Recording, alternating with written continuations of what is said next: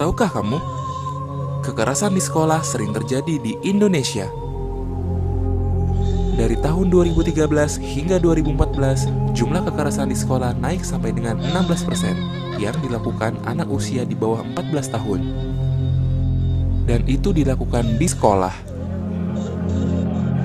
Hampir setiap sekolah yang ada di Indonesia pasti terdapat kasus kekerasan di sekolah.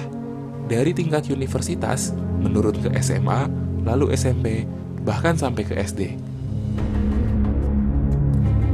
Bagaimana caranya? Biasanya, kekerasan dilakukan dengan banyak hal, seperti secara verbal, secara fisik, secara rasional, dan elektronik. Sebagai contoh, bila ada anak yang terlihat gendut atau berbadan besar, biasanya orang di sekitarnya akan mengata-ngatainya dengan perkataan yang tidak enak. Ada pula mereka yang merasa asik iseng dan membuat si anak culun menjadi bahan lelucon.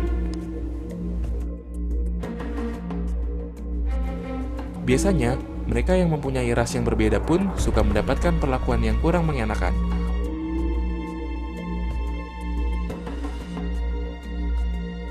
Zaman pun berubah, kekerasan ini pun bisa dilakukan melalui media elektronik atau biasa kita sebut media sosial. Tahukah kamu apa dampak dari perbuatan itu? Bagi yang melihat, tentu saja akan berdampak pada dampak mental. Dia akan merasa takut dan merasa tidak nyaman.